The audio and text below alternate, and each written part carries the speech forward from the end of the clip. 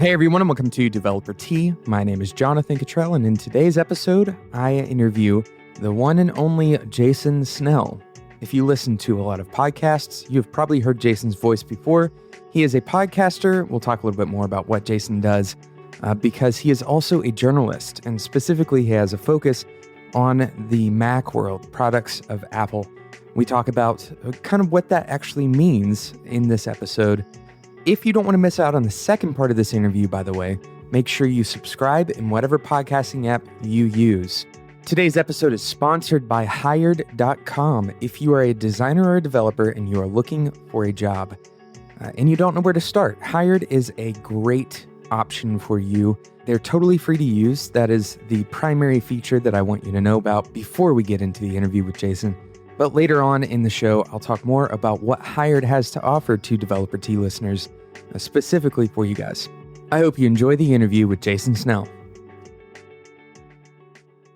One of the challenges in covering Apple is I get a lot of it, especially when I was at Macworld, and especially when I was also in charge overall of PC World. What is this question about, like,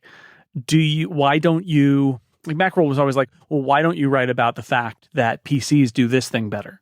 Why don't you write about the fact that Android phones do this and the iPhone doesn't? I can't believe you aren't covering these things. And what I would say is, generally, not entirely, but for the most part, the places that I've worked, the niches that I have tried to carve out are making some assumptions about who the audience is. And one of them is the audience is an audience who's enthusiastic in general about Apple's products. And that's the audience that I'm serving. So I actually just got an email not 5 minutes before we started from somebody saying, you guys talked on your podcast on Upgrade about Apple's financial results and why the stock price went down, even though they had a record quarter. Why don't you talk about the global financial system and why capitalism is wrong? And it's the same thing. It's like, you know what? It's not a political podcast. And the guy who wrote it said, I know this is not a political podcast. It's like, that's your answer. You answered your own question. But two, we're going to approach this with some assumptions. And there are places for pieces of work that are all about questioning assumptions. And I think that even covering Apple, you don't do people you don't do your audience a benefit if you feel like there's really something that they should know about the other side. Macworld, we used to post links to stories about stories critical of Apple, stories about what the competition was doing, because we felt it was always good to challenge our readers a little bit and say, you should be aware of what else is going on out there. But that said, you don't spend every article saying, why do you even want to use an Apple product? And right, there's some givens here, which is, look, these are people who are interested in Apple stuff. Let's just take that as a given and move on from there. And that's one of the challenges, because when you talk to somebody who is covering things from the perspective of, The Verge or Recode or BuzzFeed or something like that, you may be in a position then, or the New York Times, whatever it is, you have to back it up and talk in, broad terms about, well, Apple offers this and Google offers this, and let's get into the details of why you might want this and why you might want that. And that is completely valid. And I've written some articles like that, especially when I was writing a bunch of stuff for Tech Hive. But the fact is, I enjoy writing to this audience that I've been writing to for 20 years, and kind of letting that stuff kind of push to the side. It's like, look, we're all Apple users here, right? In general, doesn't mean that Apple won't make products that we don't like. Doesn't mean that there aren't times when we're going to get mad at Apple. But we're all pretty much kind of in. Like, unless there's something really bad, we're comfortable in this space. Let's just assume that. And now let's talk. And that's sort of my approach for this. I appreciate that, particularly, a little known fact about me. I actually started a degree in journalism.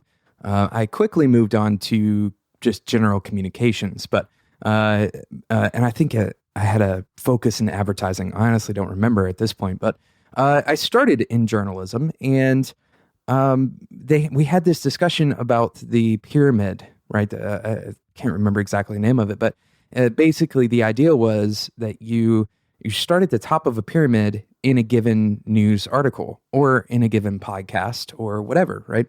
And you give the most important details at the top of that very small part of that pyramid the very first word, for example, of your headline, that may be the tip of that pyramid. And then you fill in the details as you move towards the bottom of the pyramid. Now, what a lot of people think incorrectly is that that pyramid is the size of the universe, right? Like that the bottom of the pyramid is every detail about everything going back to the beginning of the universe. But that's not true, right? We have to cut the pyramids down to size because we only have so many words. We only have so much time on a podcast to be able to talk about a subject. So the reason you don't talk about, the politics of finance isn't because it's not necessarily applicable, in my opinion, but rather it's a bigger part of this massive pyramid that you honestly are not covering right now. Yeah. It's I don't know how to respond to that. That is everything you do. You have to make some choices, right? It's all about making choices.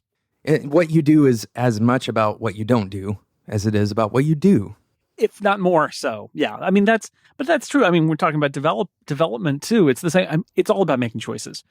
Everything we do is about saying I'm going to do this and not that. And honestly, when I look at criticism, some of the worst criticism comes from an uninformed place where there's an assumption that you can and perhaps should do everything all at once. It's like, which is impossible. One, you have to make choices, and then you make choices for reasons. And that is some of the worst criticism is sort of not understanding that choices have to be made, and that what we chose to make is not what you wanted us to choose. But that's not a criticism of what we made; it's a criticism of our decision process. Or I made something that doesn't speak to you because I wasn't trying to speak to you; I was trying to speak to those people over there, and you saw what I wrote and you didn't like it. Which is fine, but I didn't write it for you. And so when you're mad that I'm not addressing your needs, it's because it was not intended for you. And it's understandable why people react that way, but that happens sometimes because, you have to make choices, and the act of making a choice is the act of alienating someone somewhere.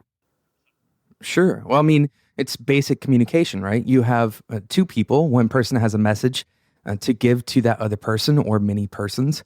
And they choose, for example, a language to deliver that message in.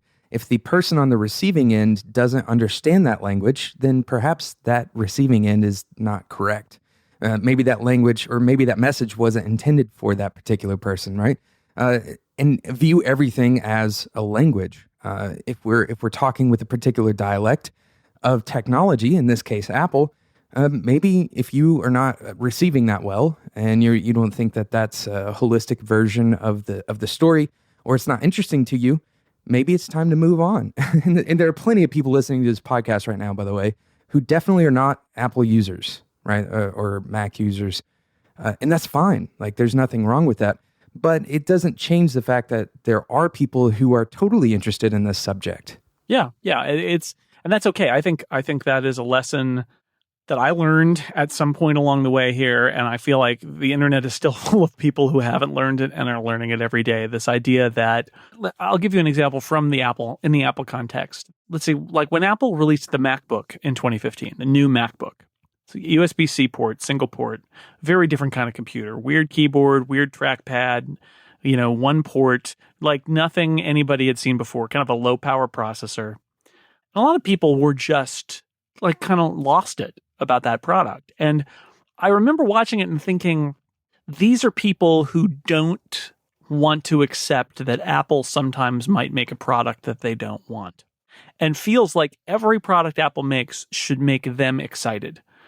I understand that from a human nature point of view, which is you want everything in the world to be addressed to you. But the fact is, not everything in the world is addressed to you, and you need to get over it. Some stuff is not meant for you. The response should be, oh, that's not for me. That's fine. That's not for me. They don't want, it's not my kind of thing. I don't like it. It's not my cup of tea. They're not trying to reach me. It's not for me. And you walk away. What happens, and I see this on the internet all the time, is people get angry and offended that something hasn't been tailored for them. And people get angry on the internet? Yeah, I know. It's hard to believe. But it's a particular strain of it, which is people are mad when something isn't tailored to them. And, it's just, you got to get over it. There are a lot of people in the world with a lot of different needs. And this goes beyond computers. This goes to, sort of any topic. not everything is about you, and you gotta accept that. And some people, and just because some people care about it and you don't, doesn't make those people dumb. Now, maybe you don't want to, if you don't care about some TV show, you should probably not be frequenting the podcasts and the message boards and all of that of the people who are obsessed with that TV show, because it's not your thing. You just go somewhere else, find something else. And we all find the things that we'll gravitate toward what we're interested in. That is politics summed up in a couple of sentences. I mean, not everything is made for you, and so don't vote, right? Like, don't put your attention into something that is clearly not intended for you to consume at all. It reminds me of some of the Gamergate stuff where people get really, really angry about people suggesting that there should be games targeted at audiences that are not traditional targets. And it's like, when you've had your whole life as the primary target of every single piece of entertainment in the genre that you like, I can see why you might be mad if somebody said, hey, there are other people who might also like to play some games and see representations of themselves in there too. I get that, but you got to be a bigger person and say, not everything needs to be for me. And some of the stuff that's not for me might actually be good. And that's good too. Like, I might enjoy things that aren't just tailored for me. But you know what?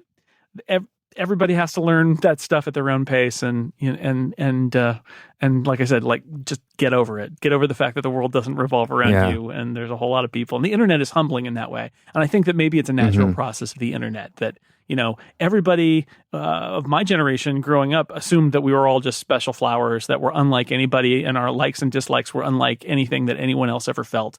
But the internet has proven that that's just not true. That everybody's unique, yes, but all of your unique interests are not unique interests. Lots of other people have them. That takes some getting used to, too. But eventually, you just got to get over it. They may be unique to you in your neighborhood. Oh, certainly. But in in the larger scheme of users in the world, you're not alone, right?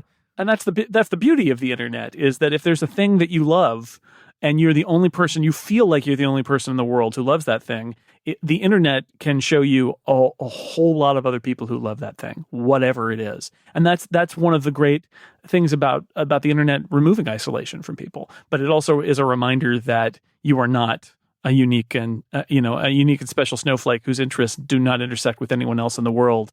And if that's part of your identity, you have to get over it. Today's sponsor is Hired. On Hired, software engineers and designers can get 5 or more interview requests in a given week. And each of these offers has salary and equity up front. They have full-time and contract opportunities. And my 2 favorite features of Hired is, number 1, you can view the interview requests and accept them or reject them before you ever talk to any company, so you avoid pretty much every awkward conversation that you could have. And it's also 100% free for you. Now, Hired works with employers from 13 major tech hubs. There's over 3,000 companies that they work with in North America and Europe. And if you get a job through Hired, they normally give a $1,000, just kind of a thank you bonus for using their service. But if you use our special link, which you can find in the show notes, that will double that bonus to $2,000 when you accept a job. That link is hired.com/developerT, but once again, that will be in the show notes at spec.fm. Thanks to Hired for sponsoring today's episode of Developer Tea. Yeah, I think, obviously it's important that we recognize the humanity of each person, right? Like, we shouldn't be attacking people for their identity. But at the same time, if you create a product, and we'll just take it back to Apple here because that's easy. If you create a product that has a USB-C port and it has this strange super flat keyboard and I don't like it, then a sign of maturity for me is to say, you know what? Good for you for making a product that is successful with a large group of other people. Congratulations. We're moving forward as a human race. Like, this isn't the end of the world just because I don't like this product. And if you continue to make products that I and lots of other people like, then guess what? The system actually cleans you out, right? Like, you're not going to stay around making bad stuff forever. You won't be able to sustain that, right? The system naturally will move you along. Yeah, it's true. Some of this is just about kind of growing up and getting some perspective. And some people do it at various ages, and some people never do it. that's just how it is. But I think it's a healthy approach to the world. Yeah, telling somebody to grow up sometimes feels like a waste of air, You can't right? order Because someone to do you it. can't tell Exactly them. right. Yeah, they do it on their own. Well, I have to ask you though, since we went off into hypothetical discussion land, I'm going to bring it back down. Did you ever do a Hackintosh? Did I? Yeah, I did. What platform did you use to do it? So well, first off, we did a couple of them at the Mac World Lab. We had Rob Griffiths build one, and I think then somebody in the lab built one a few years later. So we did a few in public, which is kind of interesting. And we had those questions of like, how do we phrase this? And we basically approached it as being, we approached it as being an interesting science experiment, and also with curiosity, that it was curiosity about what a mid-range Mac would look like in terms of profile. So we tested it and stuff. And so we did that a couple of times. For me personally, I wanted to get an idea of what a very small Mac laptop would be like when the netbook craze was happening. And so I bought a, $400, $300 MSI Wind netbook, which was just a plastic piece of crap. And I ran OS 10 on that for a little bit, and it was awful. And I wrote an article about it. And then I think I put it in like the giveaway bin at work eventually, and somebody took it away. I was hoping you would say that, because I actually did the same thing. I didn't buy the same model, but I bought a little 11-inch, what would eventually become the MacBook Air. It seems like maybe it was even smaller than 11 inches. It was awful. I mean, well, that's why I really liked the project, is because it taught me all of these things that I hadn't really thought of as a longtime Apple user, about ways that a laptop could be terrible. and it made me realize, and to this day they haven't done it. It made me realize at that moment that this is why Apple will never make a computer that is narrower than the width of a full-size keyboard, because a smaller than full-size keyboard is atrocious. And they still haven't. The MacBook, even the MacBook and the 11-inch MacBook Air, they are all full-size keyboards. Yeah, well, it actually taught me how much I appreciate OS 10, like being paired with hardware that it just works with, right? Because installing drivers just to get audio working on that little netbook was just the worst, painful. I actually re-experienced this when I tried to understand how Linux works. And I know there's a ton of people who use Linux very happily, who listen to this show, but I just, getting a normal like media type environment set up on Linux was just really painful for me, but not nearly as painful as it was on that little netbook. I at one point got really frustrated because my networking stopped working. And I discovered, after much consternation and taking things apart and putting them back together again, I discovered that I had pressed a key on the keyboard that turns your network off. That toggles your Wi-Fi. Yeah. One of the function keys just turns your Wi-Fi off. It's an air gap key. Wow. Yeah. Yeah, it seems like I've had that problem before, but I've blocked it out of my memory and never to return.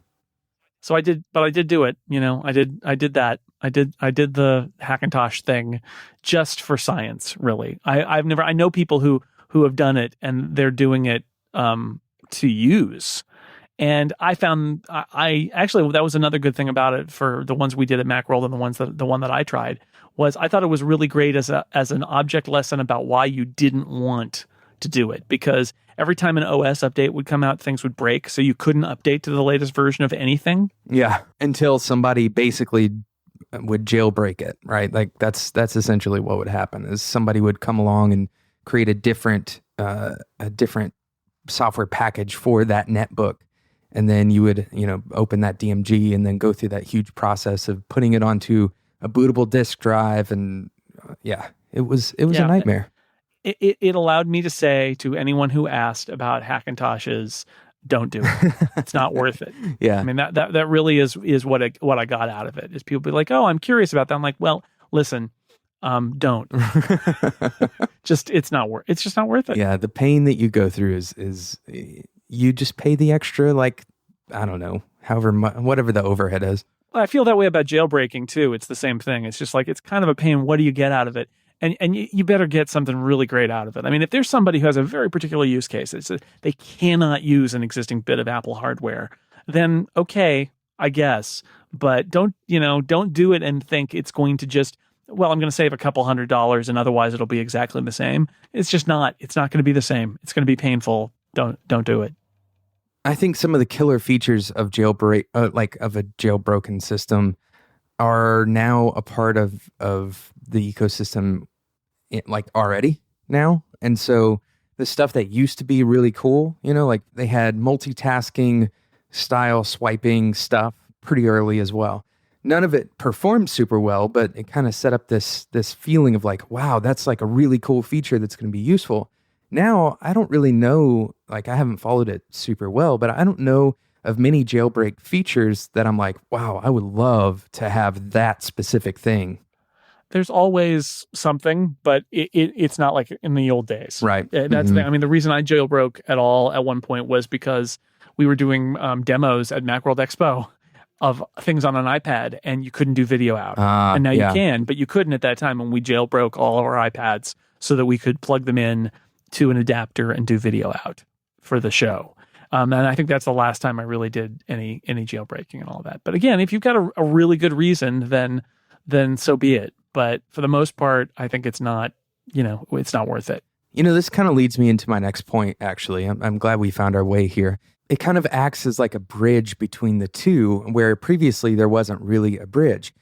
You see a very small developer's game or their utility tool being kind of put into the limelight, where normally those things wouldn't be surfaced at all. And even Apple recognizes those individual developers now.